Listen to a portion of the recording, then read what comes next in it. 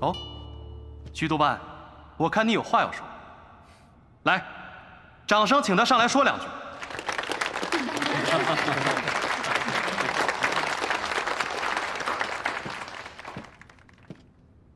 谭司令刚才那一席话令我十分感动。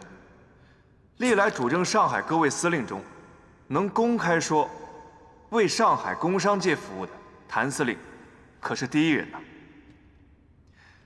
想必各位以后有任何问题，都可以找司令部，我相信谭司令一定会鼎力支持的。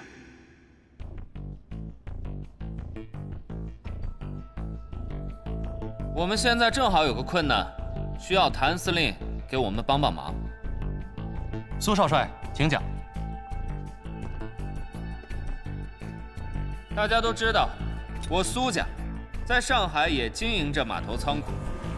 近日时局动荡，战乱不断，劳工返乡人数众多，劳力空缺1半以上。众所周知，谭司令的谭家军正在等待遣散安置。以我苏某之见，不如将他们充作劳力如何？也算是给了他们一口安稳饭吃。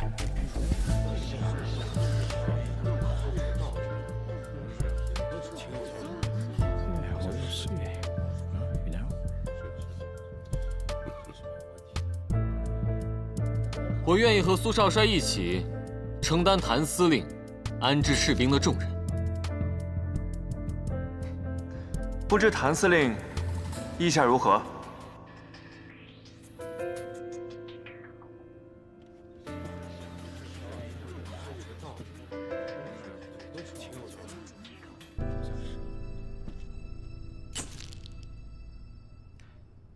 苏少帅和裴少帅愿意为我分担重任，我谭某十分感动。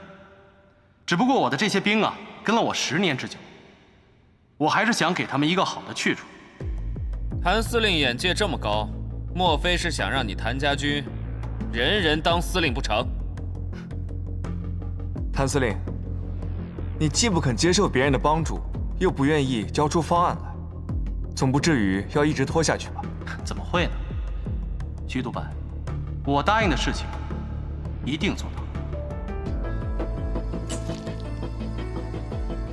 谭司令，历任上海防守长官手底下有私兵的，你谭司令还是第一个。说实话，一个没有番号、只听令于谭司令的军队留在上海，不光是徐督办，我们也是颇为忐忑。谭司令治下再严，但也保证不了个别散兵游勇、作乱犯事，所以我们希望谭司令能给个期限。给个期限，我们大家也给做个见证。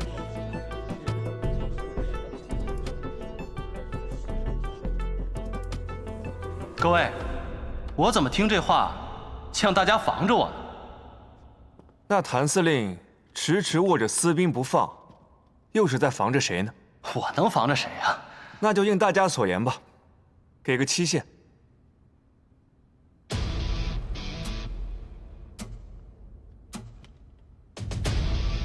徐督办，你这是在逼我？不敢，都是跟谭司令学的。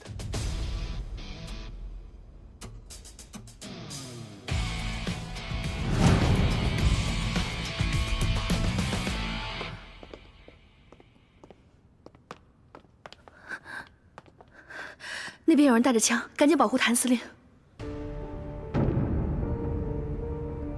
婉清小姐确定吗？我亲眼看到的。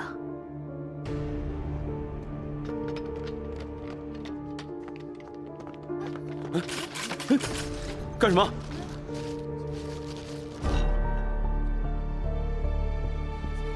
谭四，出什么事了？啊，没事，司令，误会一场。婉清小姐，你是不是搞错了？不可能啊，我真的摸到了。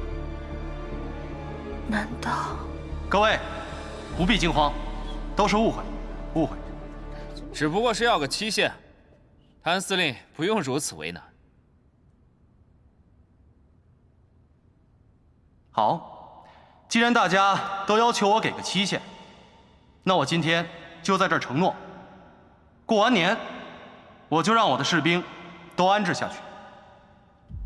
徐督办，这些都是跟了我10年的兵，让他们好好过个年，这要求不过分吧？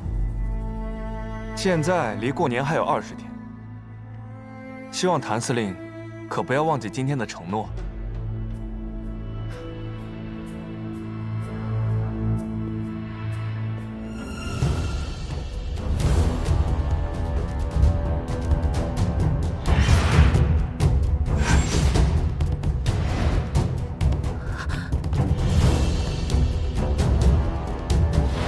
快请进。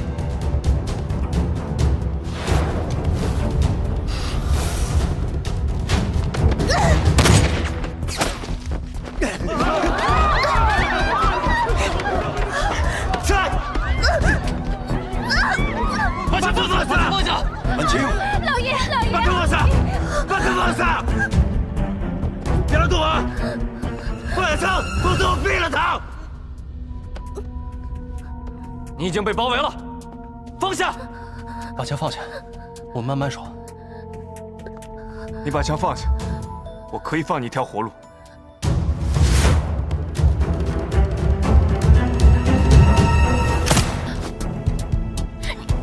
你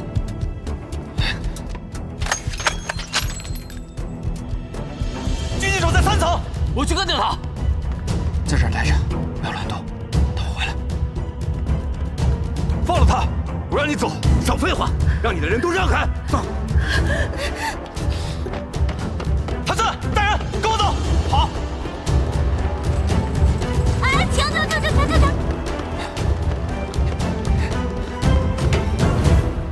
这附近有警察吗？没有。很好，我们需要3楼所有房间的钥匙。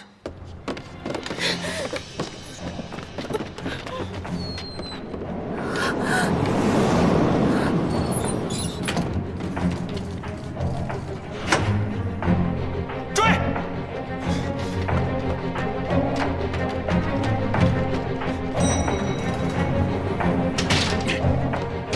走，快点儿！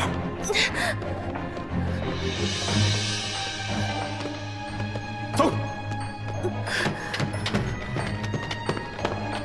走！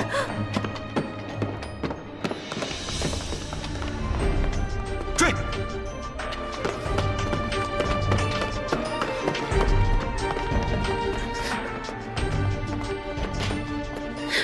上去！上去！快点儿！快点儿啊！快点儿！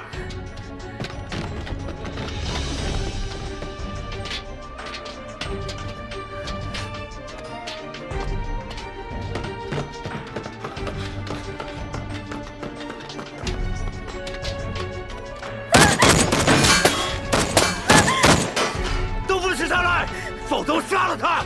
好，但是你已经无路可逃了。我们谈谈吧。我不跟你谈，让徐光耀上来，我要跟他谈。顺顺，哎，顺顺，小心有诈。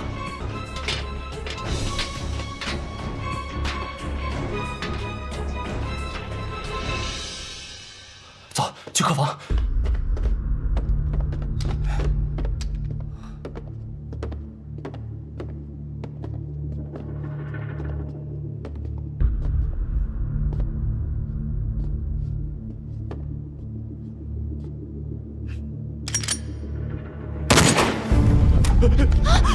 不敢！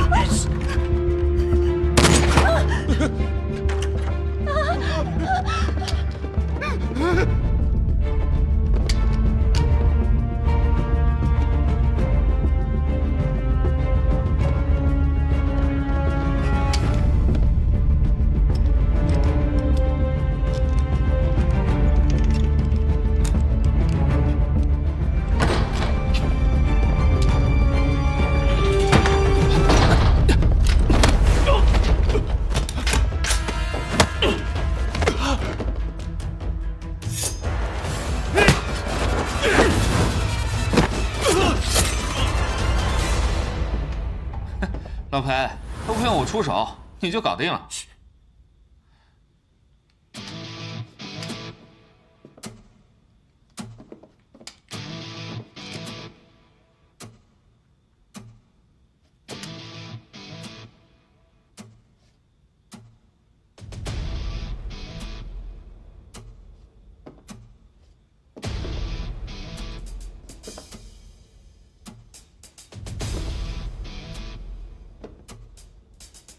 小心！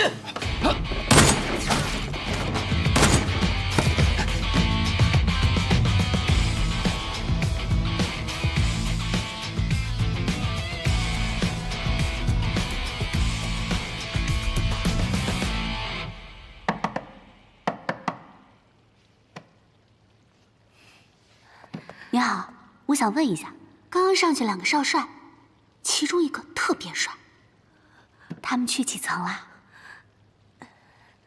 ？3层。谢谢。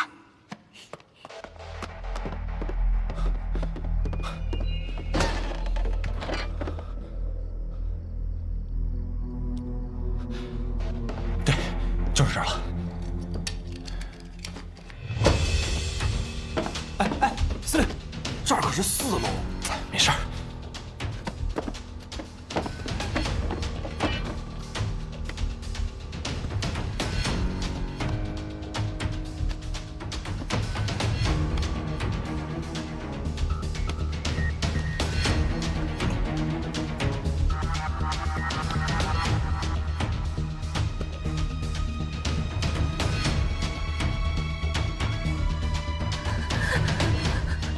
我来了，光耀哥，我来了，你放开他，有什么事冲我来，跟我说。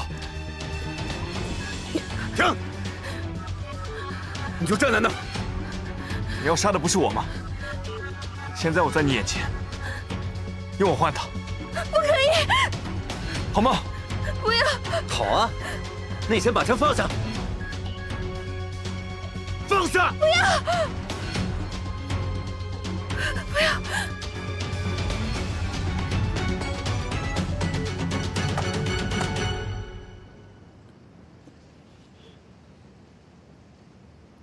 踢过来。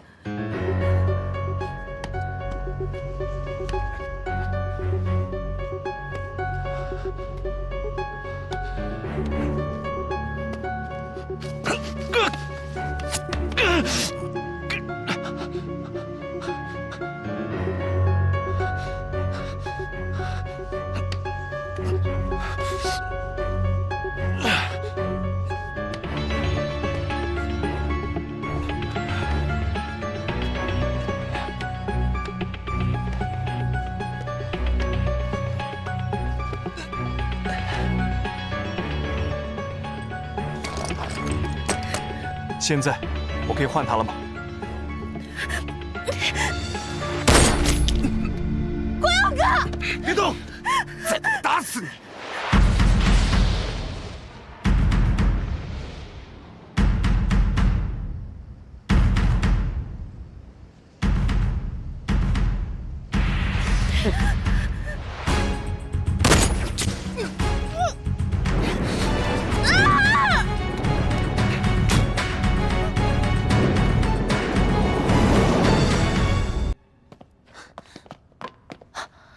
小叔叔，光耀哥哥，你没事吧？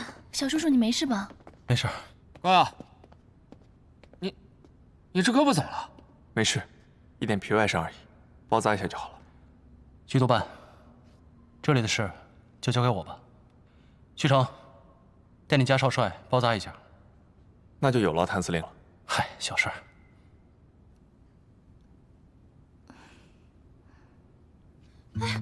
哎呀！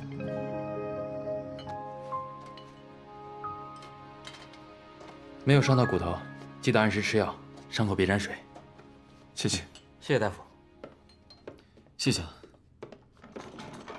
哎，你和这个穆小姐，不是她替你当人质，就是你替她受伤，还真是剪不断，理还乱呢。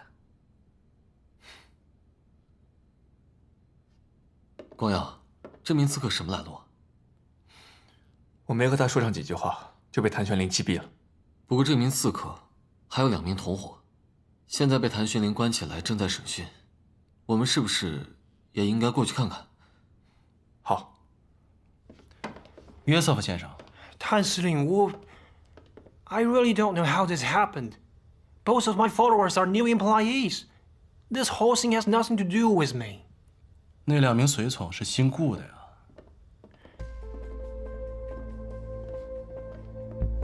局督办，谭司令，问出个究竟了吗？徐督办，约瑟夫先生说这件事跟他没关系，我看还是分开审比较好。那我裴光要审这个随从吧。约瑟夫毕竟是商界名流，还是谭司令亲自招待的好。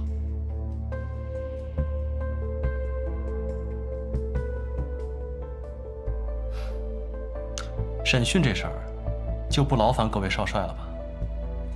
今晚的庆功宴本是谭司令做东，结果出了刺客一事，司令部的安保问题已经受人诟病。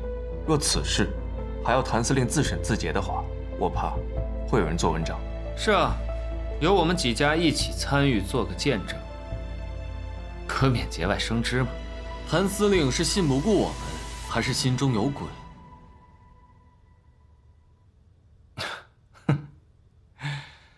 我谭玄林坦坦荡荡，又不怕什么。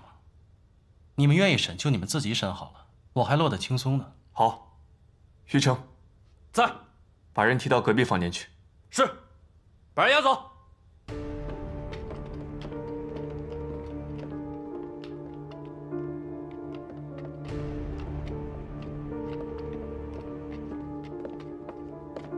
开门。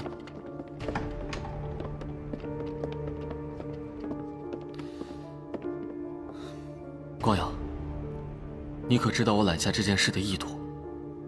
你是怕谭玄林暗中使诈，为自己脱罪？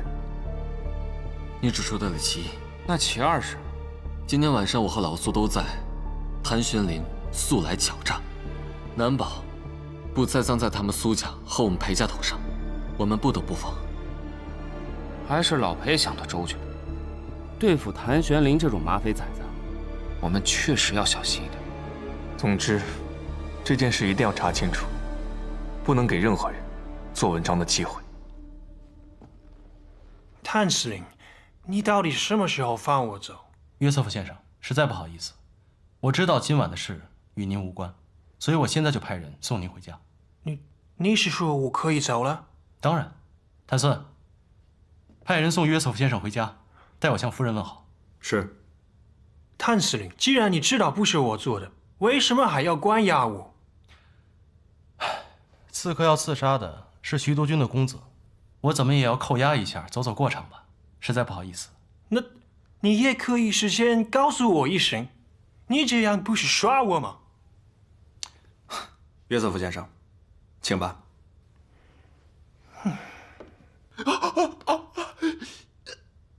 你说是谭司令派你来刺杀我的？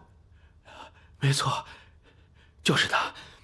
原本他有恩于我们，我们定得誓死效忠。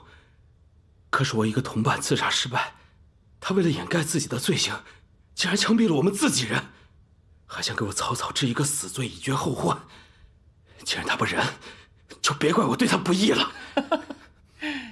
光耀，我就说这一定是谭玄林干的，这是老天让他完蛋呢。哼，自作孽不可活。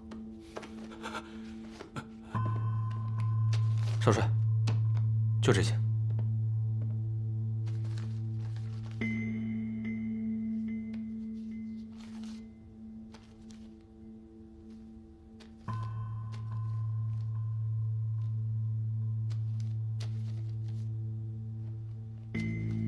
光耀，是不是马上报告你父帅啊？啊？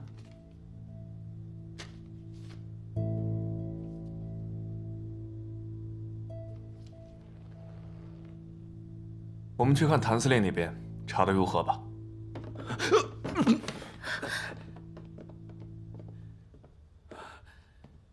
谭司令，约瑟夫人呢？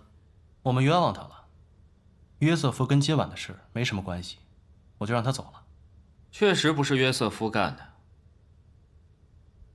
这家伙已经招了。你把刚才的话再说一遍。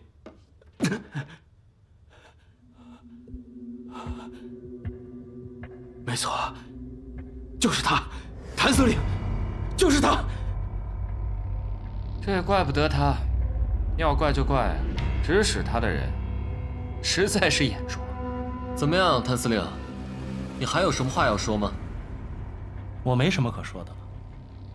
仅凭一个狂徒一句话，你们就把我的罪给定了，我还有什么可说的呢？我觉得谭司令不会这么糊涂啊，谁会在自己的庆功宴上行刺？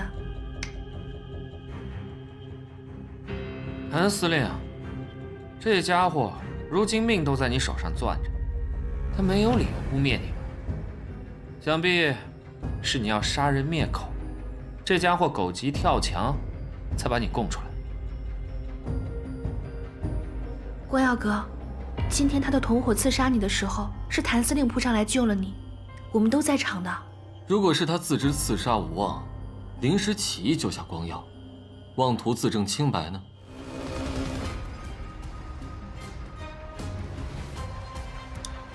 徐督办，你觉得呢？在下定论之前，我想请大家看样东西。玉成，在，把钱给我。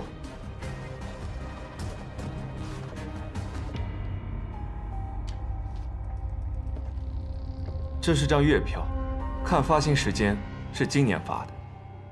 我很好奇，你一个上海犹太商人的随从，为什么随身会带着千里之外才流通的月票？我去广州出过差。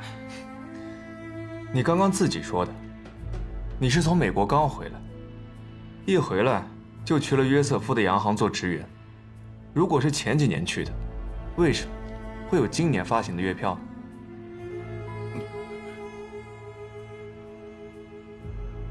所以，你根本不是美国留学回来的，你骗了约瑟夫，你是南边派来的。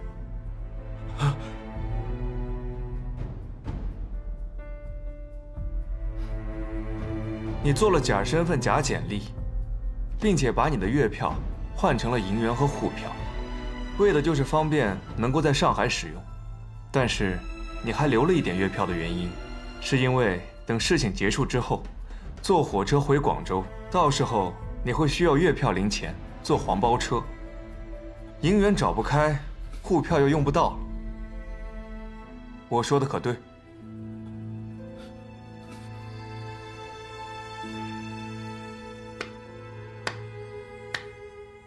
说得好，不愧是保定军校的高材生，我谭某真的佩服。哼，谭司令这个时候还有心情开玩笑？如果不是这张月票，你可洗不了嫌疑啊。因为我相信，徐督办不会冤枉我的。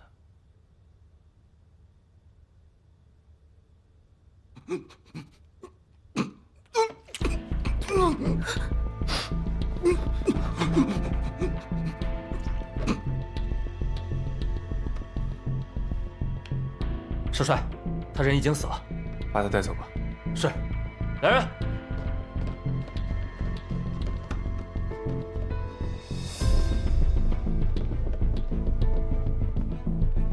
这下倒好，死无对证了。事情已经很清楚了，这件事就是南边派来的，他是想来挑拨我们与督军府的关系。人犯死前，尚未交代幕后黑手到底是谁，尚且未知。幕后凶手，我会想办法查清，但我相信这件事跟谭司令没有关系。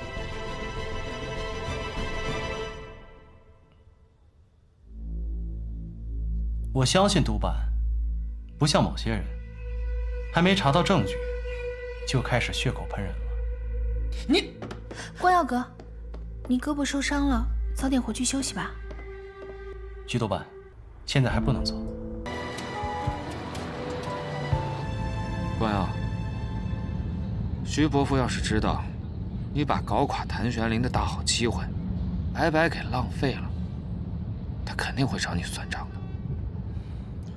算就算吧，反正这种栽赃诬陷的事，我做不来。又没让你栽赃他，是南边要栽赃他。你顺水推舟，扳倒谭玄龄也算是不辱使命，何乐而不为呢？你以为南边会这么好心，替我们除掉眼中钉吗？自然是没安好心。我们的3位副帅正在整编5省联军，南边这个时候派人刺杀光耀，并且栽赃给谭玄林，上海局势必乱，整军之事也自然顺利不了。你现在倒是明白了，光耀，你一开始就要求自己亲审此案，是不是防着徐伯父借此做文章？你既然自己亲自审过了，徐伯父便不好再借题发挥了。洪琛，有些话心里知道就好，不必说出来。知道不端，你却偏要做个正人君子，我是替你不值啊。没有什么值不值，只有该不该。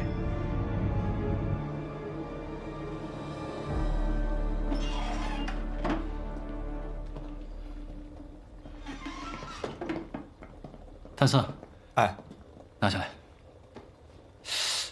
还疼吗？好多了。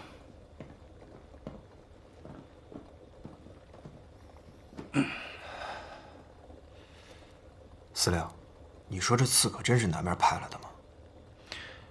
你觉得呢？我觉得不像。你想啊，咱们谭家军跟革命党又没有什么深仇大恨，那怎么就把矛头指向咱们了呢？你再者说了，你要论起来的话，那徐督军、裴督军那都杀过革命党啊，要找麻烦先找他们才对啊，那找咱们干嘛？事情没你想的那么简单，只不过现在死无对证，只能按革命党处理了。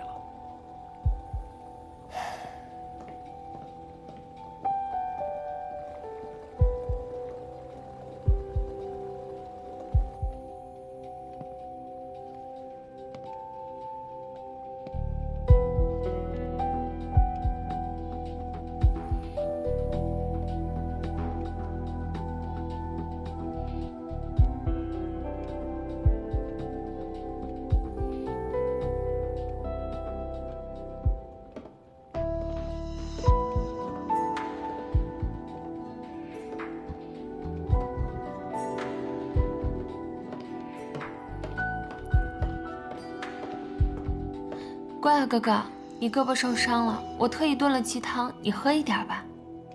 没事，太晚了，我没胃口。我特意炖了好久，很好喝的，你就喝一口嘛。谢谢你的一片好意，我真的不饿，你自己喝吧。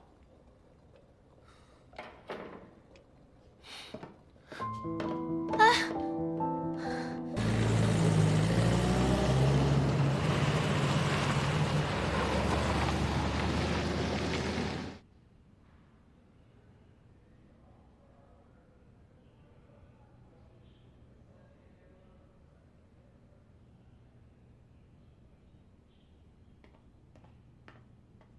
报告，进来。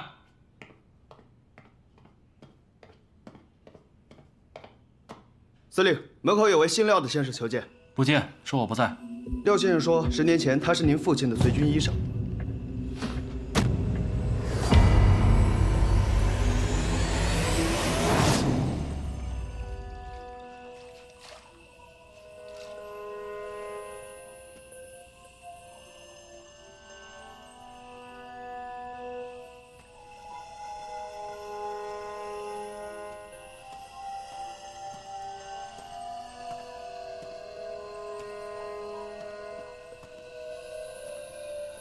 给他喝点粥吧。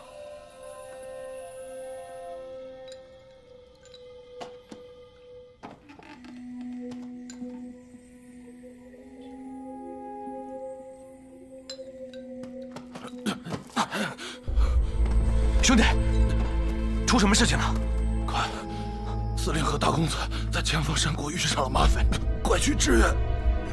哎，学林。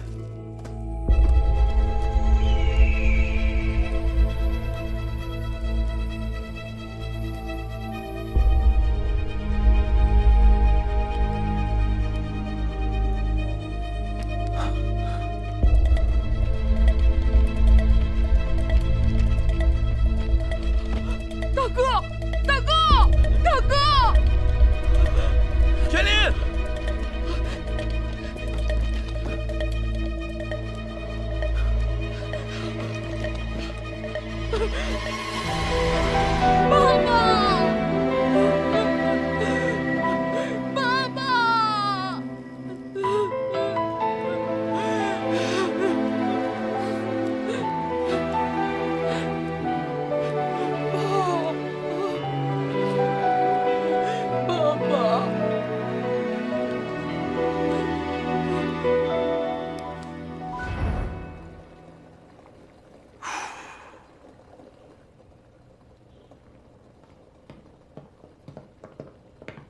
司令，玄林，六叔，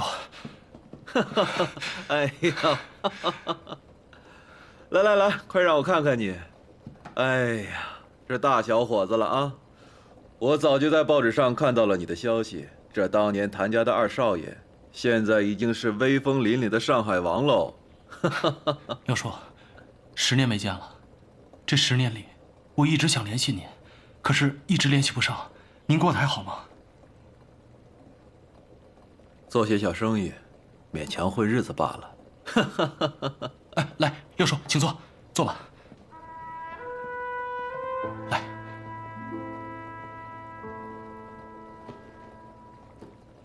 来，谢谢。六叔，我知道，当年。你是因为在罗督军面前据理力争，反对取消谭家军的番号，所以才被罗督军驱逐的。当年遇上马匪，辎重被劫，你父亲战死，这罗督军不仅没有抚恤，还把所有战败的原因都加在了你父亲头上，连番号一并取消，未免太让人心寒了。这一战。让我们谭家多少年都抬不起头来。我带着兄弟们打了无数胜仗，可是到现在还有人在嚼舌根，说我们当年连马匪都打不过。人言可畏啊！你父亲生前军功显赫，可这最后一场败仗，把他一辈子的名声都打进去了。六叔，其实我想问你。当年那场仗的惨状你也看到了，你心里有没有一点怀疑呢？其实我一直怀疑，你父亲遇上的不是马匪。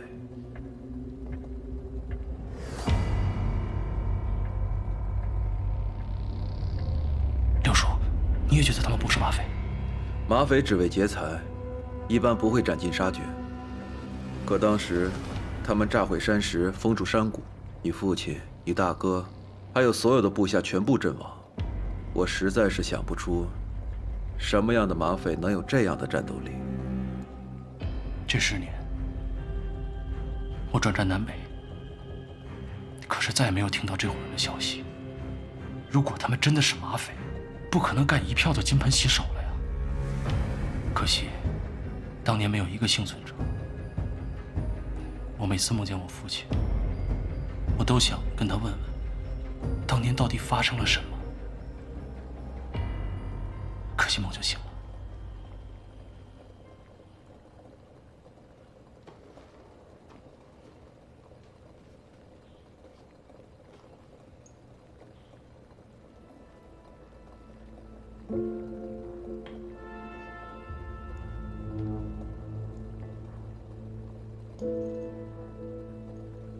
这是当年从你父亲伤口上取下的弹头，这些年我一直留着，也许你能用得上。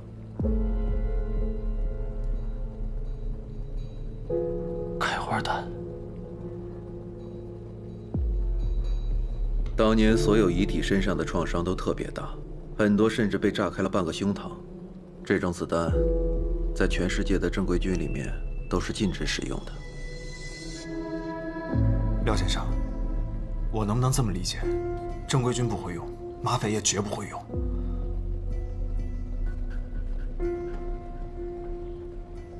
玄林，我还想跟你说，很多事情并不像你眼前所看到的那样。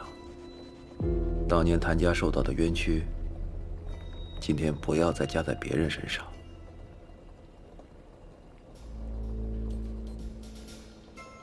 廖叔，您是不是意有所指啊？当年你父亲遇上的马匪可能不是马匪，昨晚远东饭店的革命党也可能不是革命党。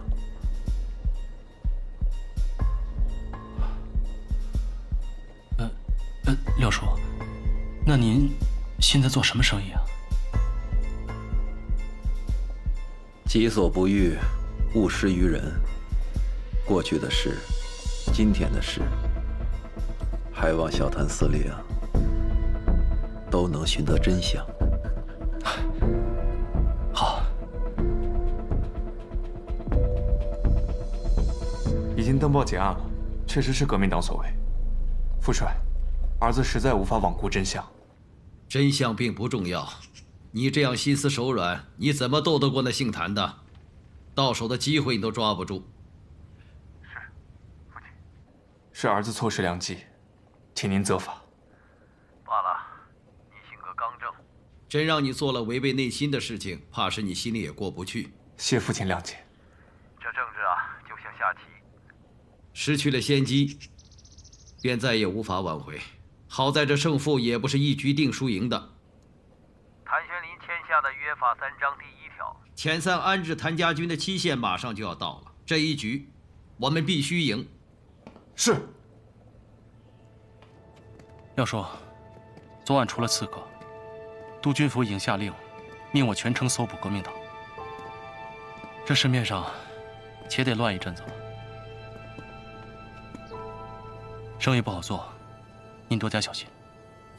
好的。不过我一生意人，谁又会找我的麻烦呢？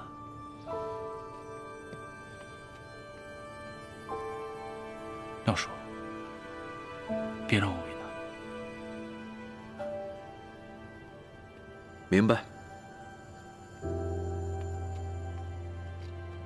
谭司令，后会有期。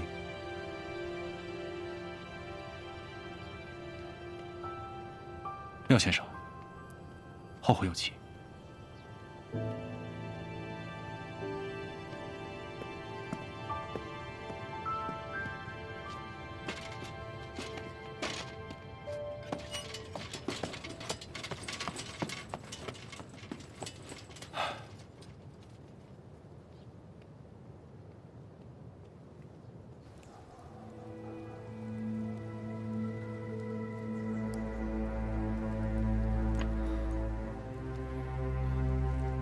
这弹头从哪来的？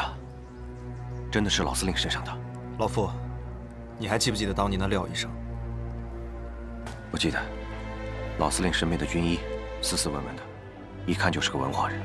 我遇见他了，这是他给我的。这么多年了，他还留着。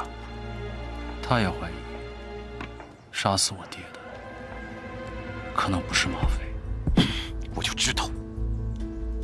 老司令绝对不可能输给一伙马匪，可是，跟着老司令的兄弟都不在了，没人知道山谷里发生了什么。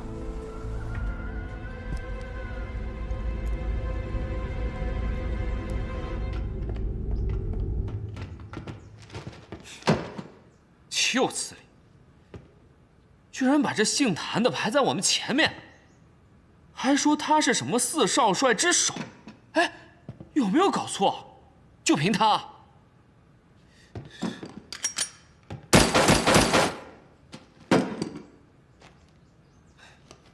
八卦小报的噱头而已，不足为惧。谭玄林他就是一马匪土包子，凭什么和我们相提并论？要争论职位，我们可还真不如他。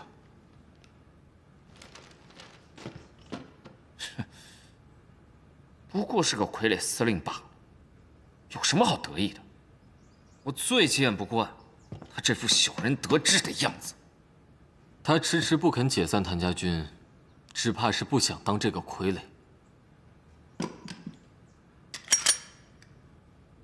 那就由不得他了。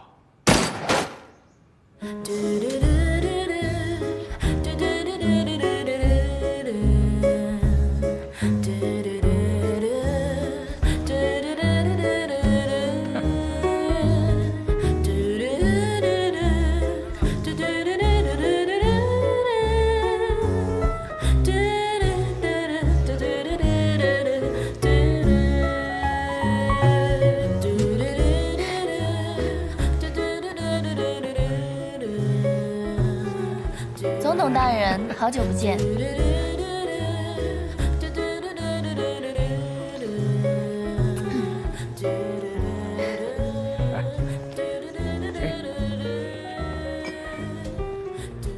请坐。谢谢。之前总统大人几次邀约，我都因为拍戏繁忙，实在无法前往。今天我做东，特意向您赔罪。顾小姐，你不必道歉，只要顾小姐约我永远有时间了。谢谢总统大人。总统大人，真巧啊！谭司令，韩玄您的秘林书说您晚上约了谁？费安顿原来就是顾小姐。不是，这俩怎么整一块儿？看来我们应该不是偶遇吧？什么事儿都瞒不过您的眼睛。我约了您好几次，都被您的秘书给挡下来了，所以我才借顾小姐的面子，希望您不要见怪啊。约瑟夫先生是我的好友，你却把他当作刺客抓了起来。谭司令，这是新官上任给我一个下马威吗？总统大人真是中国通啊，下马威都知道。但是这个词用在我的身上非常的不合适。在您的面前啊，我是马首是瞻。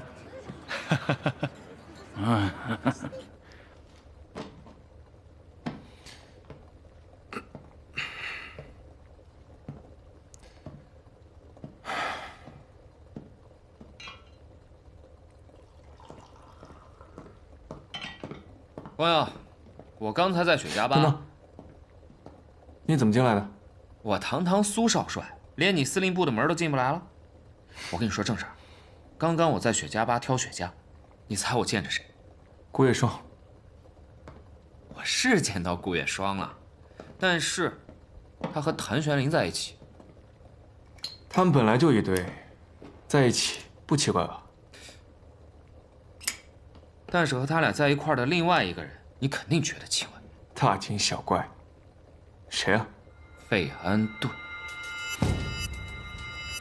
你想见上？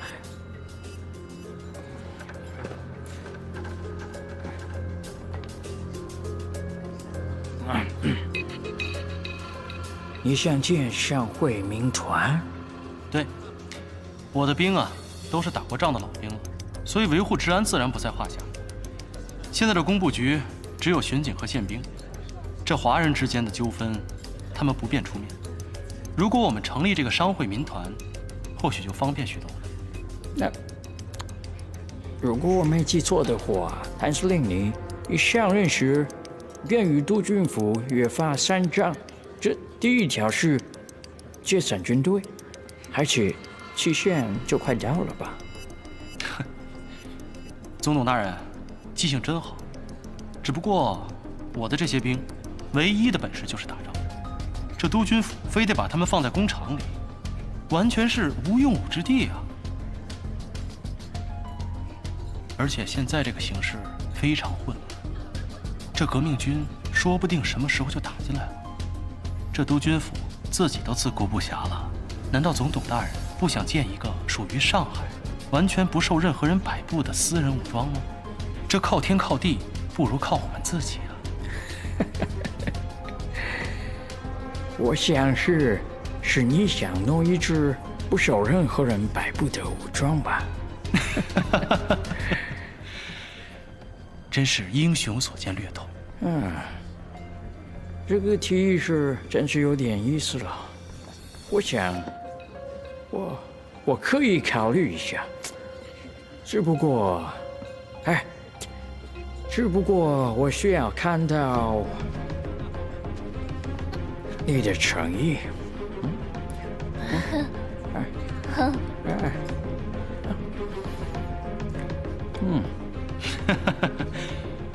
总统大人放心，我会给你安排一个非常浪漫的夜晚。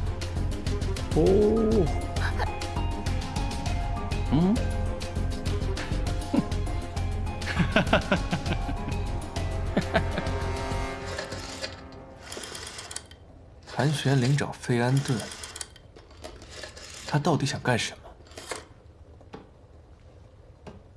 甭管他想干什么，对咱们来说都不是一件好事儿。我记得你和费安顿的女秘书有些交情。那只是我众多仰慕者之一，也算是有些交情吧。反正那洋妞挺喜欢我的，你说吧，要我帮你办什么事？你帮我去问问，他们到底聊了些什么。Oh dear, we have married so many years. I don't even know you are so romantic. I couldn't be happier this anniversary. Anything but you want, darling. 小叔叔，你也太坏了，都安排好了不告诉我，害我紧张半天。你就不应该紧张，有我在啊，谁也不能占你便宜。那倒是，我这辈子有小叔叔就够了，我都不用嫁人了。哎，行了行了，回去吧啊，开车慢点。嗯，那我走了，慢点，拜拜。开车慢点啊。嗯。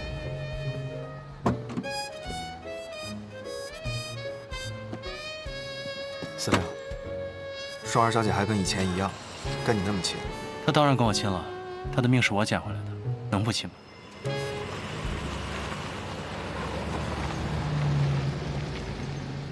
哎，司令，你说费安顿能看在双儿小姐的面子上帮咱们吗？当然不能了，他这个老狐狸，哼，没那么轻易拿下。那你还不着急？这眼看着就到这解散的日子了。这饭啊，要一口一口的吃，路呢要一步一步的走。嘿，真厉害！哎，我要是你，早就吃不下饭，睡不着觉。哎，有句话叫什么来着？就是形容那个天在你面前，库嚓一下就塌下来了，然后你还面不改色的。老子15岁那年，天就塌下来了。放心吧，谭家军的天塌不了。开门！哎！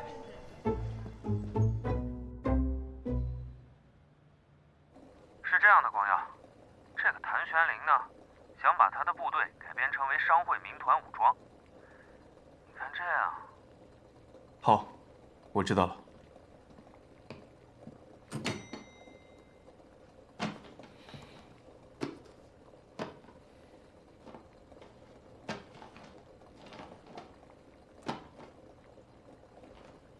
少帅，谭玄灵居然想怂恿费安顿，要把他的部队改编成商会民团武装。他只不过是个有名无实的上海司令，费安顿不会冒这种风险去得罪我们督军府帮他吧？很难说。从费安顿的立场，如今局势并不明朗，手里多几支枪，便多几分把握。谭玄灵的提议正中下怀，难保他不会动心。早知道这个样子，刺客一事啊，还不如栽到他头上，不惹督军不高兴。我这世界上不光是有人情世故，还有是非曲直。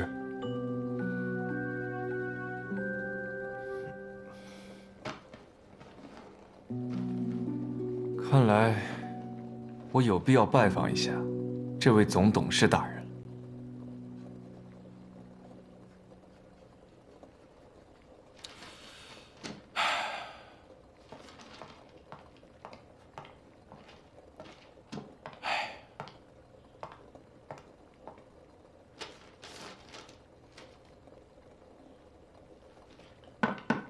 进来。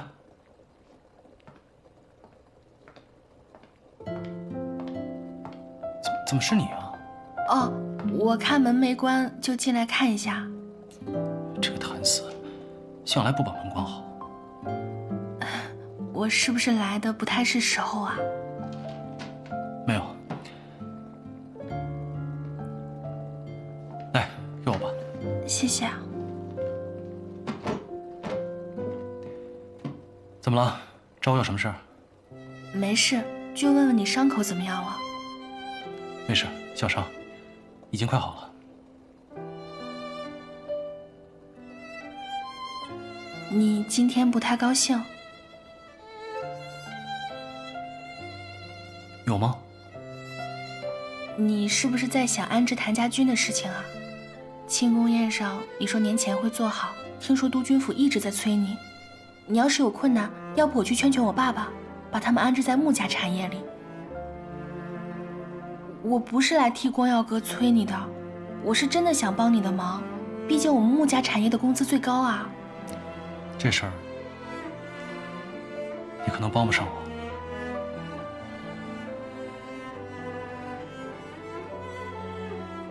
啊，放心吧，我这么唯利是图的人呢，需要你的时候一定会找你帮忙的，不会客气。去吧。好，走吧。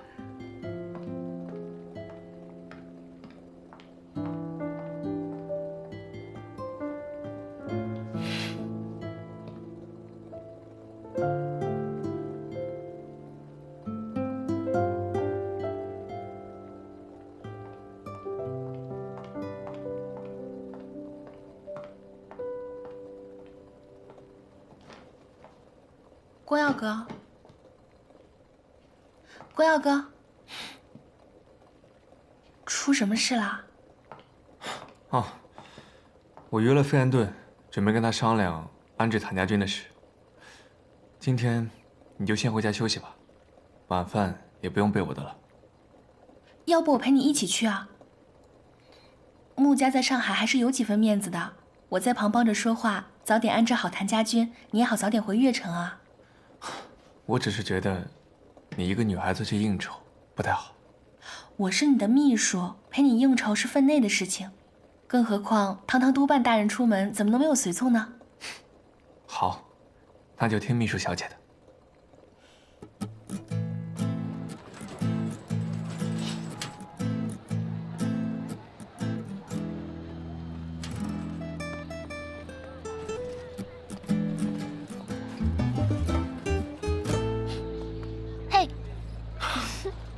小叔叔日理万机的，怎么今天有空请我吃饭？你帮我约到了费安顿，我肯定要好好感激你一下。那一顿饭可不够，我今天可是为了见你，连费安顿的邀约都拒绝了。他邀请你干嘛？不会是因为我借你的面见他，他为难你吧？那你也太小看我了。怎么说，我也是电影圈的上海王，他哄着我还来不及呢。这次是他要和徐少帅吃饭，请我去陪陪女眷。我就说我要拍戏，拒绝了。徐少帅不就是你司令部那位徐督办吗？他们俩什么时候搞到一块儿去的？而且他不是没结婚吗？哪来的女眷？双儿，改天再请你吃饭。谭四，走了。好呀。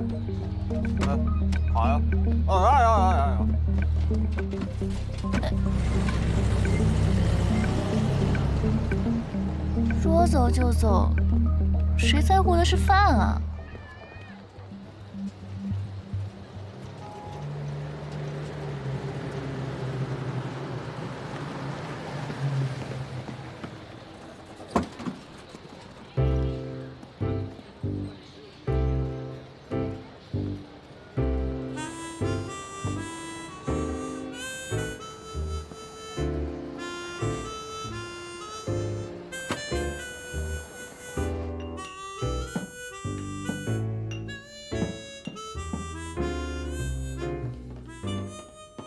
请。费董。我是督办，幸会。费董，光耀来上海也几个月了，一直琐事缠身，没有机会登门拜访您。副帅已经怪罪我了，让我今晚好好陪您喝几杯。对了，这位小姐可是穆公从日本归来的女儿吗？是吗？让我介绍一下，这位是穆婉清小姐，现在是我的外文秘书。穆小姐前几次酒会都是惊鸿一瞥，今日一见真是气质不凡，不愧为上海第一千金。总统大人过奖了，以后在上海的工作还请总统大人多指教。那我乐意为穆小姐效劳。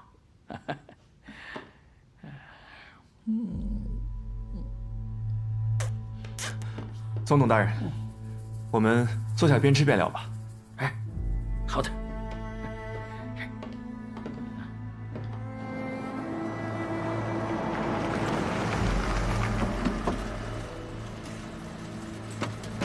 哎，司令，穆小姐跟徐督办吃饭，你还要盯着呀？你是不知道，飞安顿这个老色鬼，徐光耀对付不了。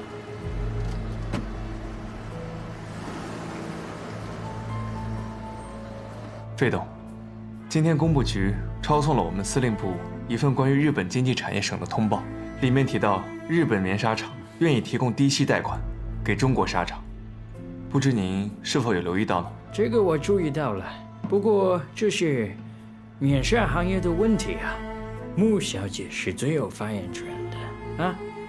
毕竟现在上海的中国纱厂将近一半都是穆家的。那穆小姐，你觉得日本商会的贷款该不该要呢？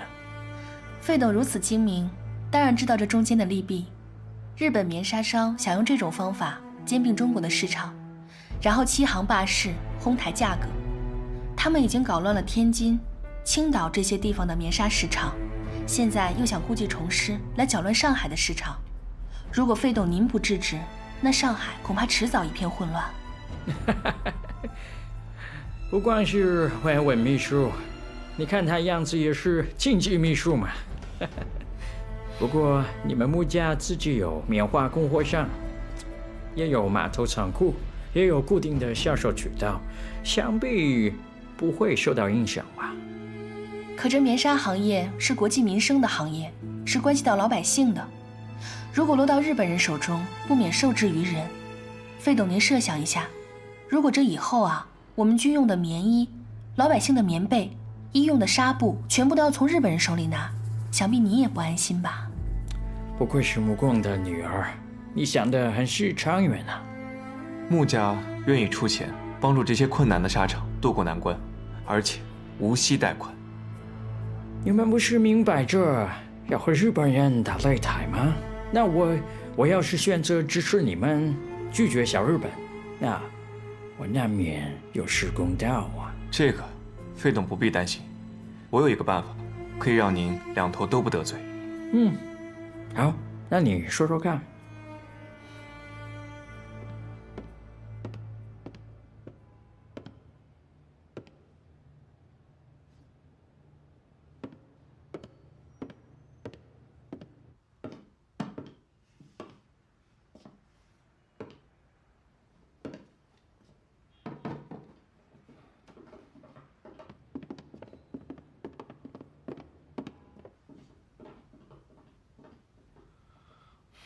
费董，谭家军正在等待解散安置。如果能够把他们安置到纱厂里，穆家就能以补贴安置的理由给纱厂一笔钱。纱厂有了资金渡过难关，自然不用跟日本人贷款。日本人的贷款放不出去，也不会怨到您头上。那更关键的是，把谭家军都安置在纱厂里，谭司令的商会民团也就没法成立了。原来那个家伙想把谭家军改建成民团武装，难怪不找我帮忙。徐少帅，你呀，你绕了那么大一个圈子，你是不是就是想把这个民团的事叫黄啊？对吗？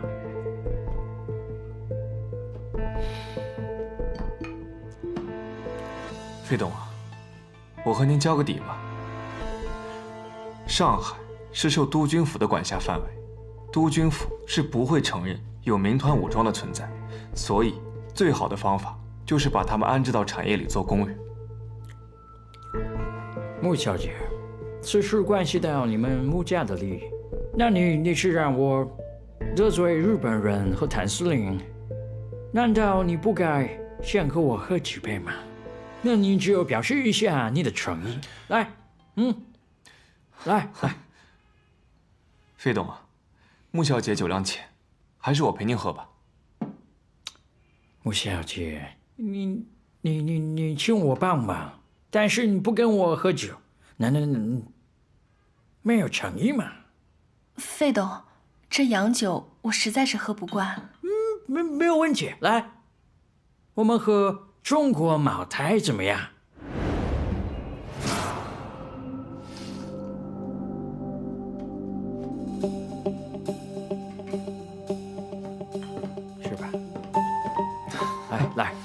来，来，慢点，慢点。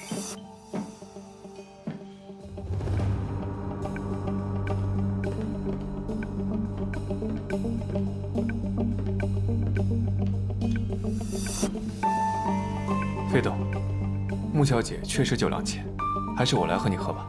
啊，徐少帅，且慢。那如果这酒是我请穆小姐喝呢？那自然是我敬她一杯，她会敬我一杯。那到你这里可就不合适啊。那费董先生打算怎么喝呢？6。我很喜欢6是个好数字。那这样吧，他喝1杯，你替他喝6杯，如何？